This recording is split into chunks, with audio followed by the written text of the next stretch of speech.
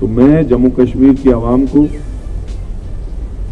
एक आश्वासन देना चाहता हूं कि कांग्रेस पार्टी ने हमेशा आज आवाम की बहबूद के लिए, आवाम के मसलों मसाइल के लिए एक लड़ाई लड़ी है।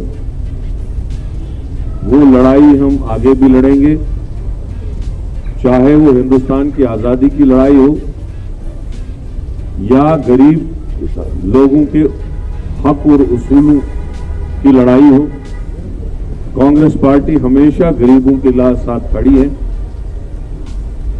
चाहे आज गरीबों के ऊपर डोजर चल रहा है, उनकी जमीनें उनसे छीनी जा रही है जो उनके आबो अजदाद के वक्त से उनके पास थी, या उनके मकानों के ऊपर इस वक्त बिल्डोजर चल रहा है,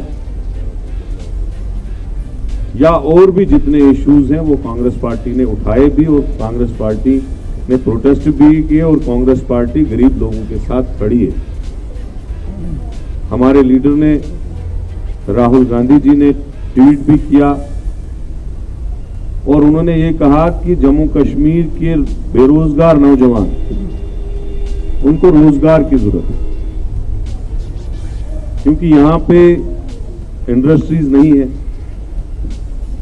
यहां पे ऐसा कोई प्राइवेट सेक्टर नहीं है जिसमें वो काम कर सके। दोनों साइड से जम्मू कश्मीर को पहाड़ियों ने भी घेरा है और बॉर्डर ने भी घेरा है, तो हम कहीं दूर जा भी नहीं सकते हैं काम करने के लिए। हमारे लोगों को रोजगार चाहिए।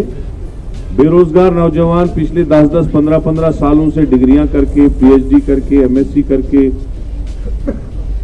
इंजीनियरिंग करके, एमबीबीएस करके घरों में बैठे हैं, जिनको रोजगार नहीं मिल रहा है।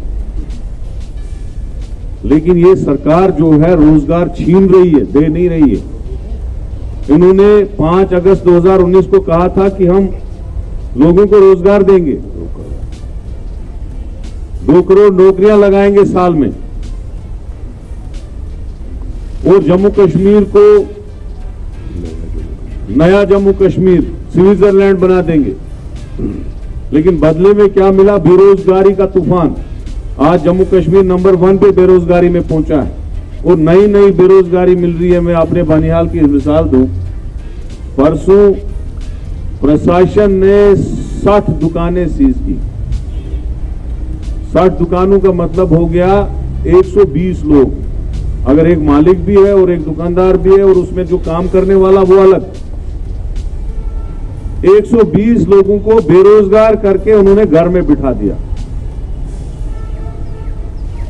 कौन उनको अब रोजगार देगा? कौन उनको अब खाना देगा?